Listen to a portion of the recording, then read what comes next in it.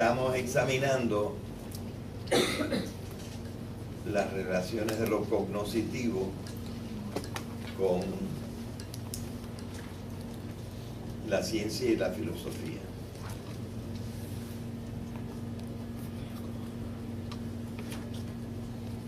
Pero también, por ejemplo, hemos estudiado y hay una clase que ha sido sobre el alma.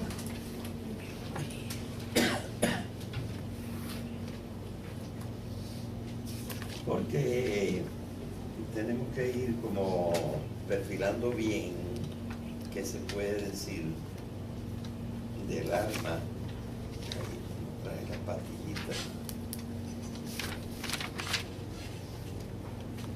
¿Qué se puede decir del alma, verdad? De una manera ya un poquito anticuada de hablar de las funciones superiores de la mente. Eso no quiere decir que no seamos religiosos. Eso quiere decir que lo que es el alma no es una cosa, sino una función de una cosa. O mejor dicho, una serie de funciones superiores de una cosa, que es el cuerpo evolucionado del hombre, emergido hasta dar productos que no son materiales, porque el conocimiento no es material, el amor no es material,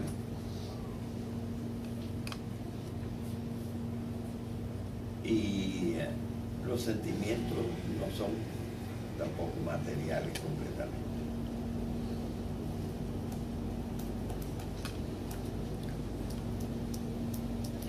Yo no he estado mencionando la comunicación, pero la comunicación entra, ¿verdad? La que está en verdecito. Es también una tremenda función mental superior. La hemos separado un poco porque la comunicación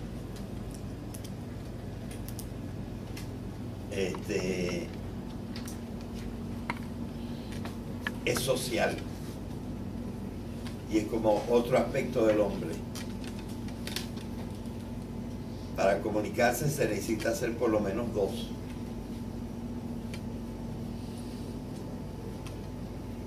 Pero la comunicación, uno lo que comunica son o pensamientos o acciones que hace para los demás, o comunica sus sentimientos, dice cómo se siente. Así que es parte de las funciones mentales superiores.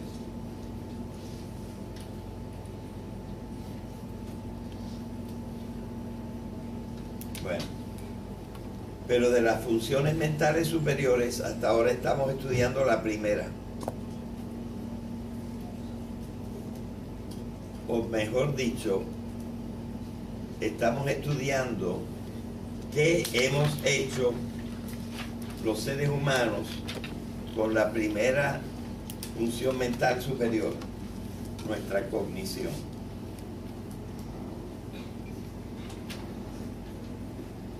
Y las veces que he hablado más de esto, he dicho que hemos sacado 4 productos. A ver si entre todos decimos cuáles son esos 4 productos. Que la cultura, la nuestra también, ha sacado gracias a la cognición que tiene, lo cognoscitivo.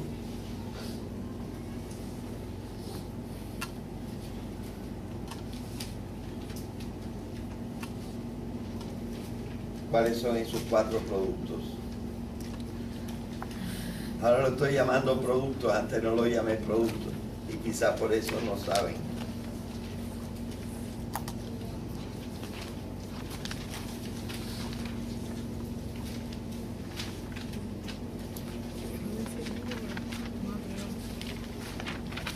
Voy a decir el primero.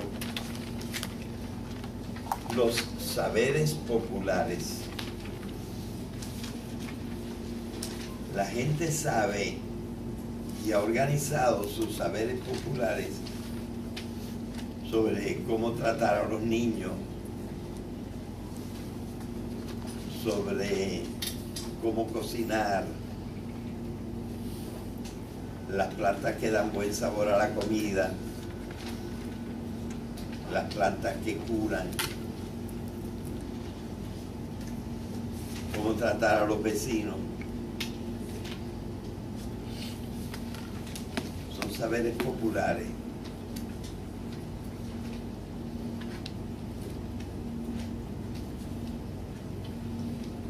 Bueno, además de eso, ¿qué otra cosa hemos mencionado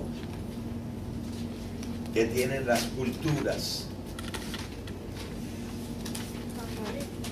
Muy bien, en todas las culturas hay algunos hombres que han dado ese producto especialísimo, unos escritos de sabiduría. Y hay algunos que no están escritos, pero que la gente dice por las noches sentados en sus sillones, se lo dice a sus hijos y a sus amigos.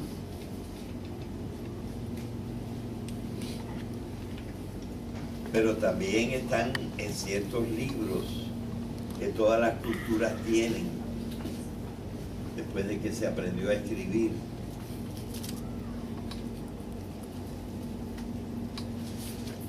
Es decir, no hay ninguna cultura humana sin sabiduría. Y esta gente pues son como los maestros de esas culturas. Y podríamos decir que más o menos todos los pueblos, todos lo tienen y todos son bastante buenos.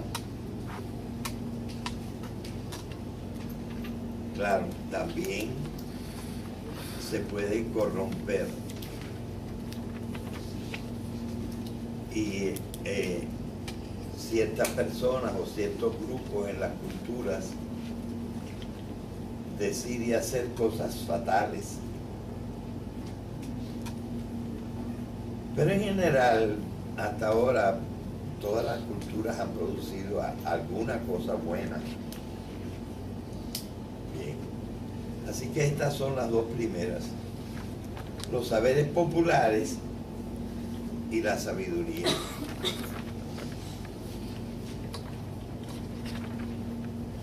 Pero poco a poco ha habido dos más que hemos mencionado. ¿Cuáles son las otras cosas que hemos mencionado?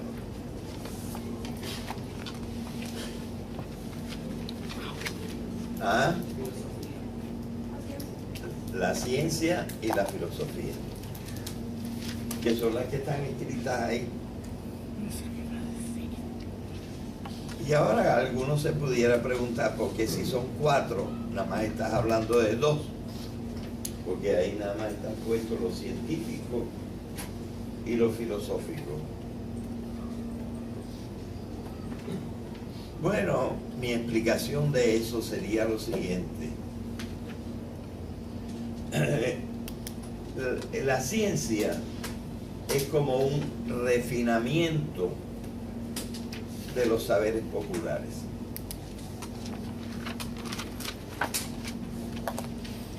Aunque desgraciadamente hay cosas que tienen los saberes populares que no están recogidas en las ciencias. Y por eso nosotros siempre tenemos que volver a los saberes populares para examinarlos, analizarlos, criticarlos, y sacar lo esencial, lo bueno. Porque muchas cosas se olvidan.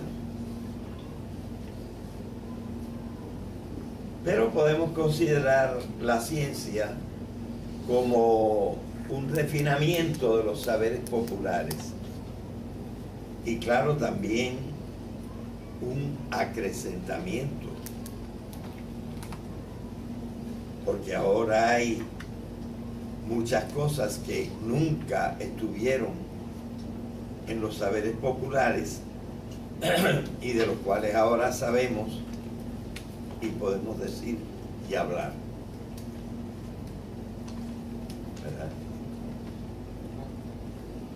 Pero el producto refinado, pudiéramos decir, es la ciencia. Y la ciencia ha hecho adelantar al hombre lo indecible.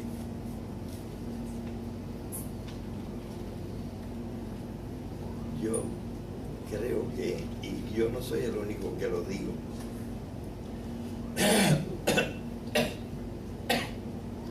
hay un filósofo que yo he estudiado un poco desde hace muchos años, un tipo que se llama Edmund Husserl, y este dijo, como del Renacimiento para acá, yo creo que el hombre es diferente. Ha logrado tantas cosas y ha llegado a niveles que no tenía antes. Y yo creo que por lo menos en parte eso es verdad. Y que la ciencia ha hecho mucho, ha contribuido mucho a ese cambio.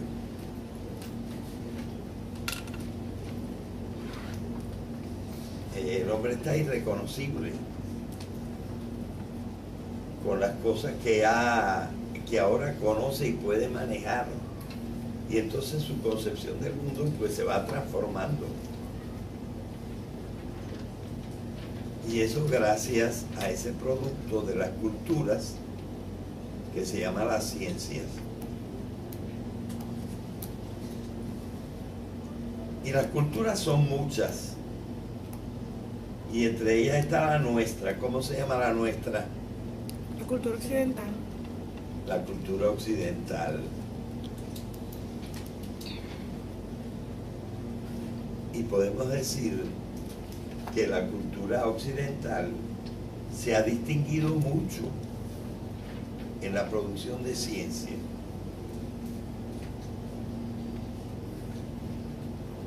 Afortunadamente también esta ciencia está siendo aprovechada y ahora también la hacen adelantar otras culturas. Es decir, ahora hay otras culturas humanas que han asimilado la ciencia, la que tenían y la que tomaron de nosotros, y están produciendo también cosas nuevas. Y la gente culta de nuestra cultura debe saber que nosotros no somos los únicos que hemos hecho ciencia,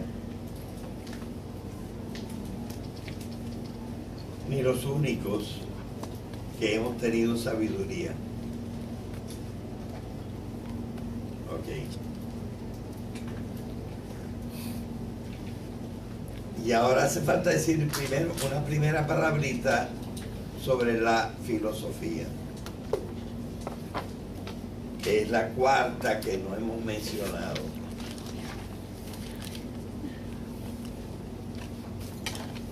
Aunque no exclusivamente, no lo único, podemos decir esto de la filosofía.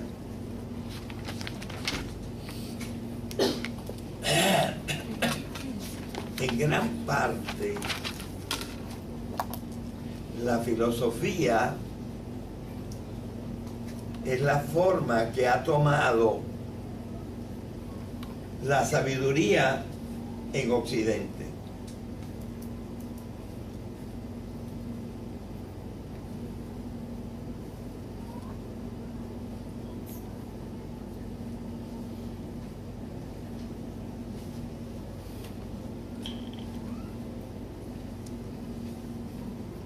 Y entonces es un poquito especial, una forma especial de sabiduría.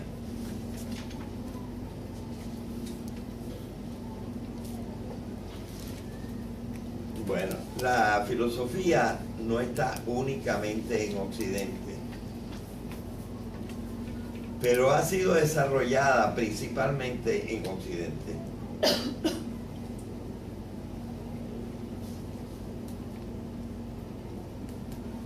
Ahora pasa una cosa.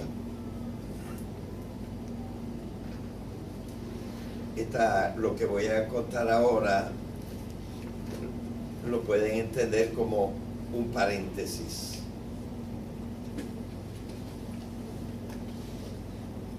Estamos en otro momento del mundo. Y en este otro momento del mundo, las culturas se han influenciado las unas a las otras, han cogido unas de otras y ahora no son tan distinguibles las culturas. Por ejemplo, los automóviles se inventaron en una cultura, pero ya prácticamente no hay ninguna cultura que no tenga automóviles.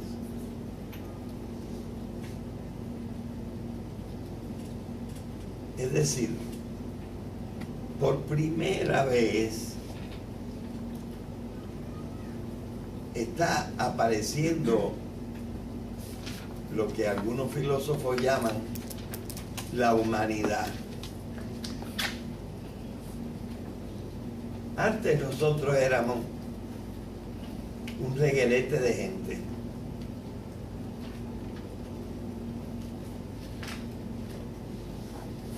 Y poco a poco ahora está apareciendo la humanidad. Y los fenómenos se van generalizando.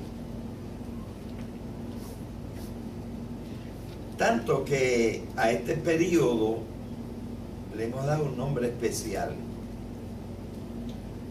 Es el tiempo de la globalización.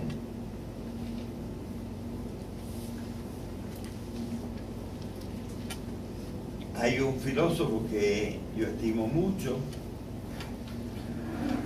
que usa otras palabras y dice: por fin el hombre está llegando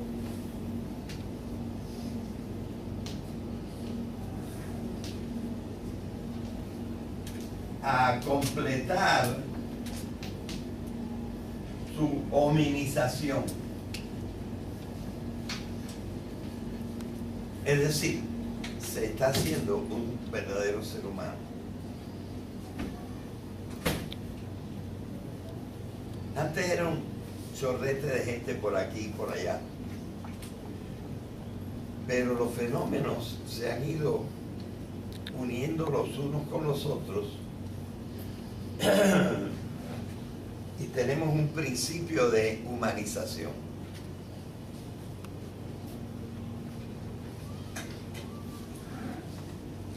Recientemente he estado leyendo a otro señor diferente. Este se llama Edgar Morin. Morin se escribe Morin.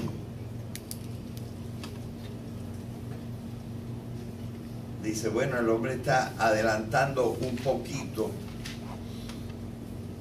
en su hominización. Todavía como que no llegamos, pero estamos caminando hacia allá.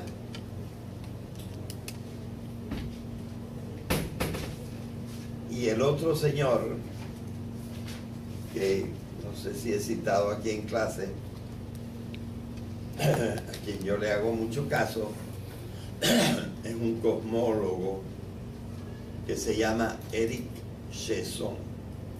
Chaisson se escribe Chaisson.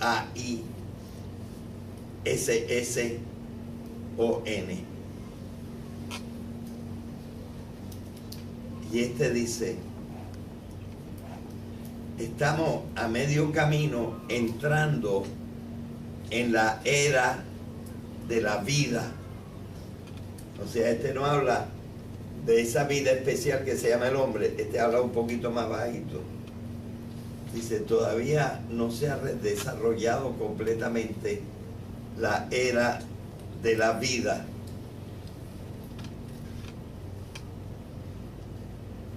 Bueno, entonces ya pues no se distingue mucho qué cosa es de Oriente, qué cosa es de Occidente, qué cosa es africano, qué cosa es de tal otro lugar, sino que ahora todo está mezclado e influenciado lo uno por lo otro. Y pues en este momento es que estamos examinando esos dos productos del conocimiento que se llaman la ciencia y la filosofía. Y yo quiero dar una primera idea de qué cosas son la ciencia y la filosofía. Para entender qué cosas son la ciencia y la filosofía, vamos a suponer que dentro de este redondel está todo lo que el hombre conoce y lo que va a conocer más tarde aquí.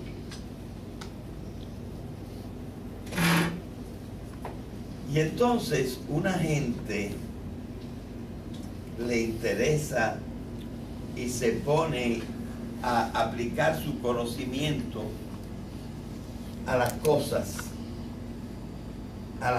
concretas y a los hechos.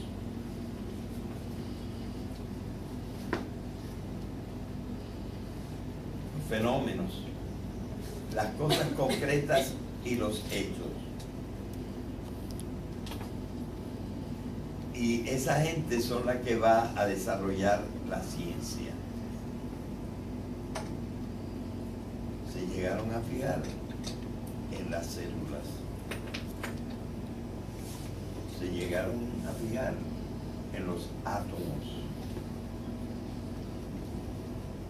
Se fijaron en la leche. Se fijaron en las hierbas. Empiezan a estudiar cosas. Se fijaron en el arco iris.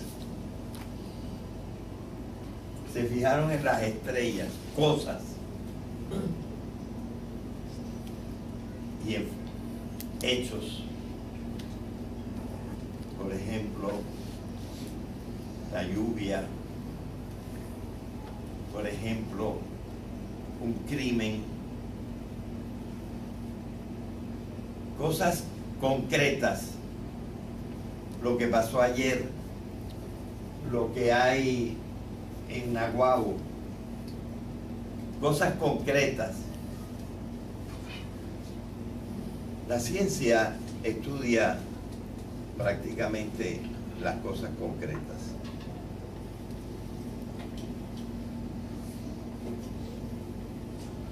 Y entonces va sacando notas de las cosas concretas. ¿Qué cosa es una nota? Pues una nota es algo que uno ha notado que las cosas tienen.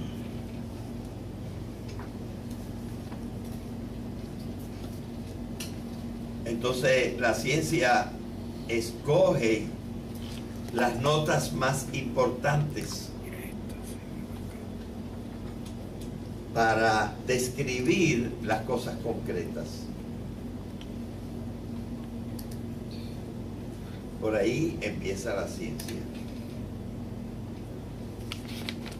Y entonces ven que unos animalitos tienen 4 patas y otros tienen 6 patas y otros tienen 8 patas y hasta hay algunos que dicen que tienen 100 pies. Están estudiando cosas concretas y partes concretas de cosas concretas.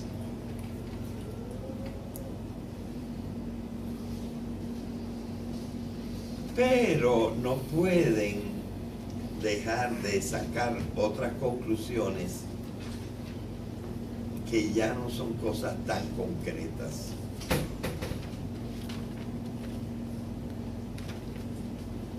Por ejemplo, tienen que estudiar la presión de la sangre. Es concreto, pero la presión no es una cosa.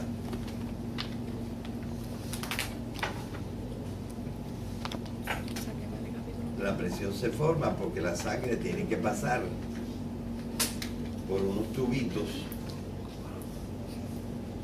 y entonces actúa contra el tubito y el corazón empuja y entonces hay que estudiar la presión de la sangre, porque si la presión es demasiado alta o demasiado baja, no hay salud, ¿verdad?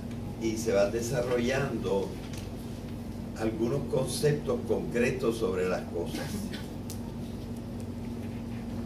Tenemos que estudiar la densidad de los líquidos. Tenemos que estudiar el peso, las medidas. La medida es importantísima para la ciencia.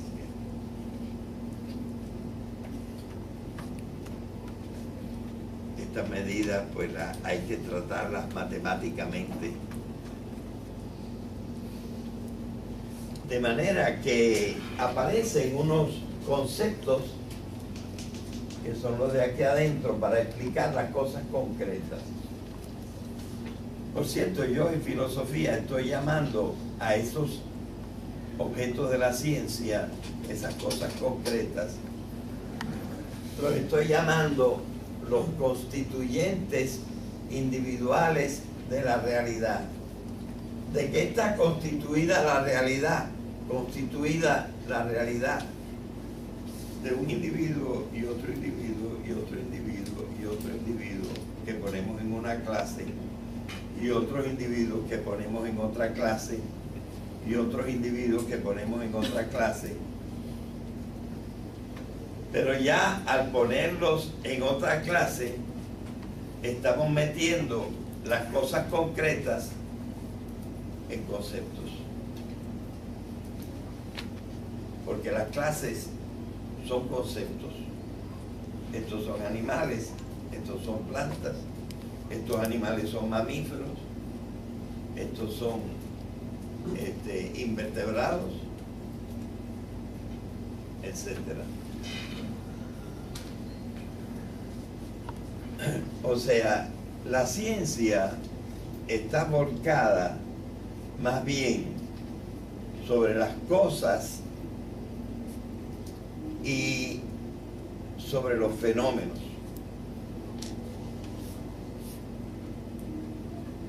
Y por eso la ciencia le da mucha importancia a la experiencia. Lo que podemos experimentar por los sentidos, porque ahí corroboramos cosas y hechos. Así que ese es el mundo de la ciencia mayormente. Sin embargo, la humanidad se ha fijado en otras cosas. Creo que en esta clase, lamentablemente no lo hice en la clase pasada,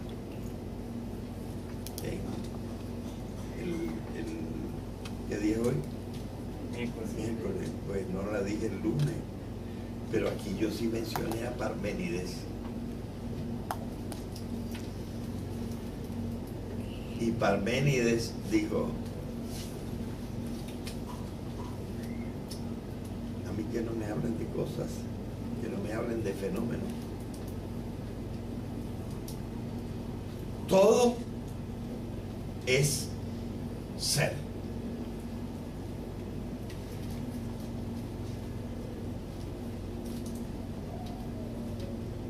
Lo único que hay es ser. Es verdad que también se habla de la nada, pero la nada es nada. Nada, no es nada. No existe la nada. Nada más existe el ser.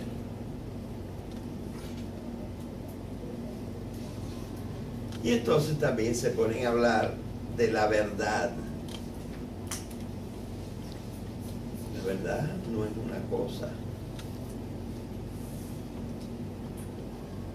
Se ponen a hablar del bien. El bien no es una cosa. Se ponen a hablar de la belleza.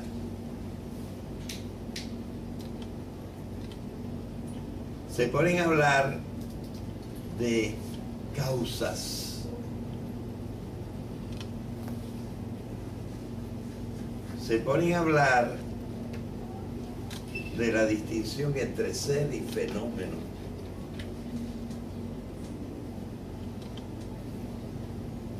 O sea, se ponen a hablar de unas cosas, bueno, digo cosas, pero no son cosas. La palabra correcta es conceptos.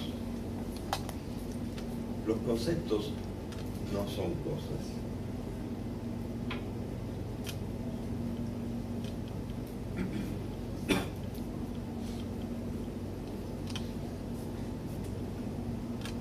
Pero no podemos pensar en las cosas sin conceptos.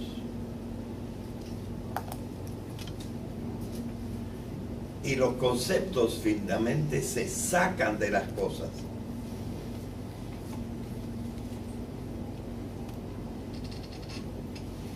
¿Cómo se sacan los conceptos de las cosas?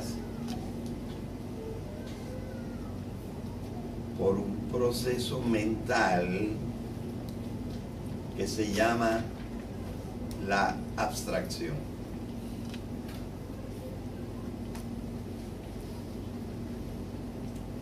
¿En qué consiste la abstracción?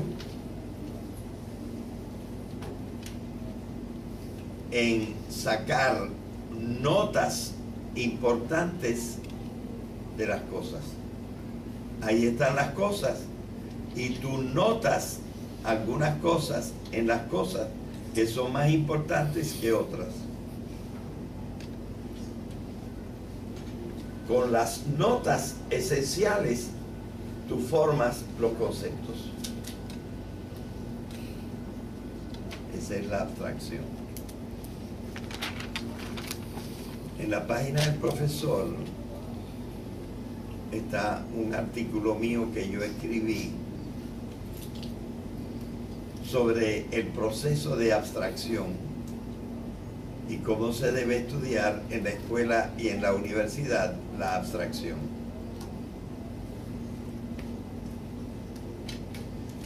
Y allí yo puse una cosa que hace falta pensar y notar. Y es esto. No hay un solo grado de abstracción, sino que de una abstracción nosotros podemos sacar otra abstracción más amplia.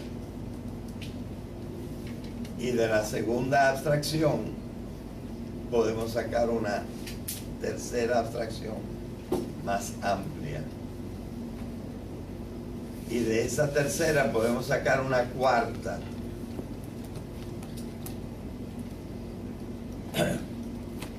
Y en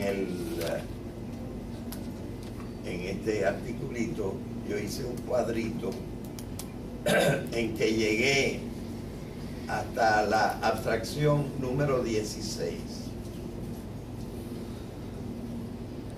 Una abstracción de una abstracción de una abstracción de una abstracción de una abstracción de una abstracción 16 veces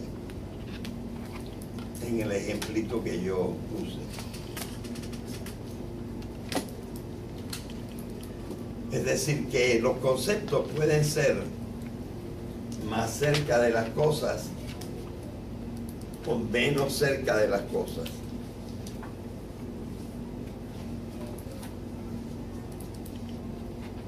Y lo que le atribuimos a Parménides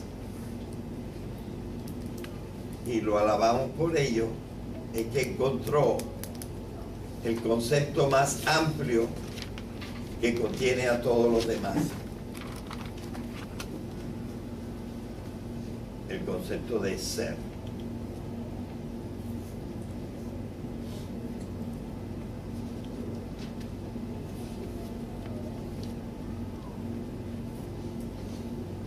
Pero fíjense,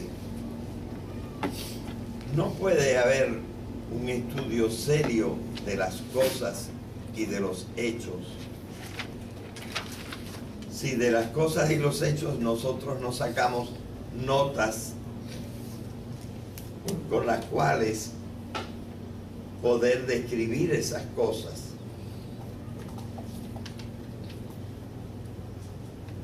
Y no nos podemos quedar ahí,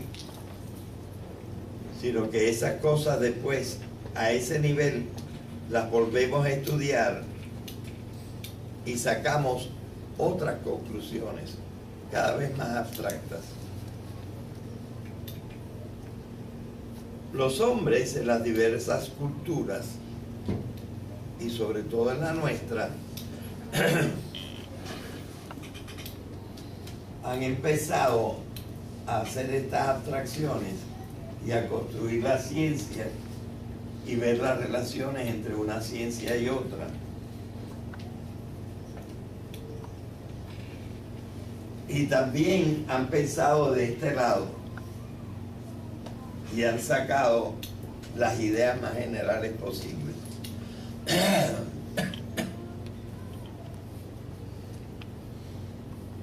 Y ha habido tiempos en que, digamos, la gente más intelectual se ha puesto a desarrollar esto de acá. Y otros tiempos en que la gente más intelectual se ha puesto a desarrollar esto de acá. Y a veces hasta ha habido conflictos entre los que piensan por acá y los que piensan por allá. Cuando la cantidad de cosas que se sabía no era tan grande, era así. Estos conceptos estaban más cerca de estos, esta cosa estaba más cerca de estos conceptos. Y en ciertas épocas en que ya hemos llenado bastante de aquí y bastante de aquí, están también más relacionados. Entonces, hay momentos en que la ciencia y la filosofía han ido cada una por su camino, y hay momentos en que la ciencia y la filosofía dicen, espérate, es importante lo que los otros están diciendo. Y los del otro lado dicen, es importante fijarse en las cosas concretas. Así que prácticamente estas son los dos productos principales y más cultos de la cultura: la ciencia y la filosofía. Y tienen mucha relación, se necesitan unas de otras. Y en el momento actual ha adelantado más la ciencia que la filosofía. Ambas han adelantado, pero la ciencia ha adelantado un poquito más. Y hay algunas cosas que conviene todavía notar de lo que pasa en nuestra cultura con la ciencia y la filosofía. Ya veremos en una próxima clase. Dice cómo se siente. Así que es parte de las funciones mentales superiores.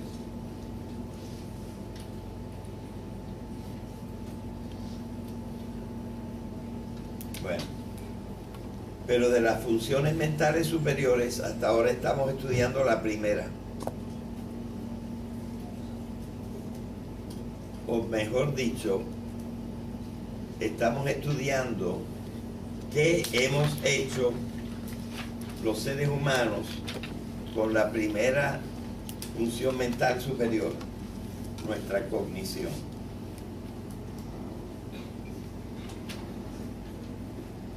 Y las veces que he hablado más de esto, en una tremenda función mental superior, la hemos separado un poco porque la comunicación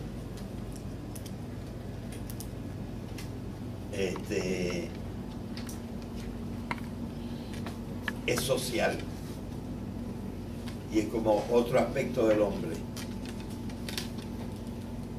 Para comunicarse se necesita hacer por lo menos dos.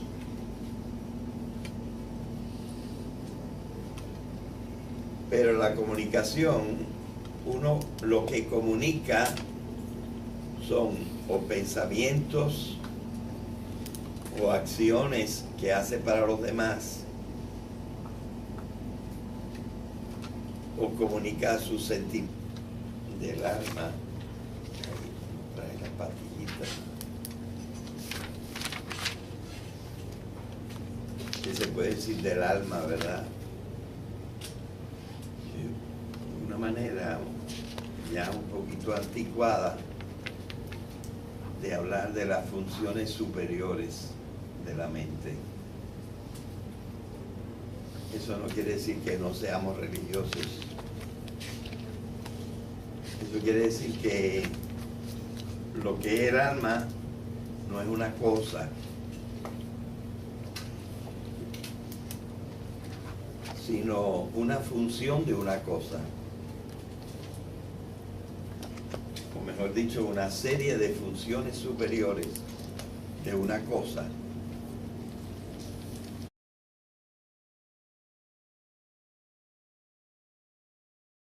Estamos examinando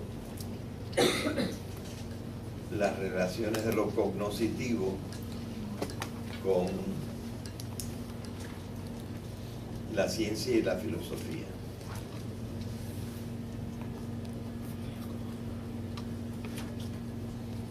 Pero también, por ejemplo, hemos estudiado, y hay una clase que ha sido sobre el alma.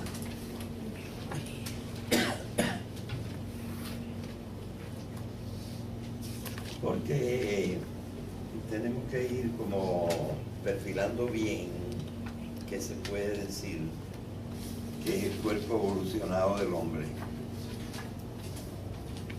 emergido hasta dar productos que no son materiales, porque el conocimiento no es material, el amor no es material,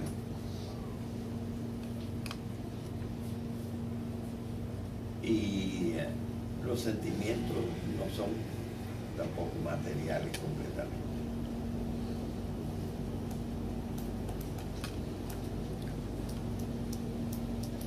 Yo no he estado mencionando la comunicación, pero la comunicación entra, ¿verdad? La que está en el verdecito. 40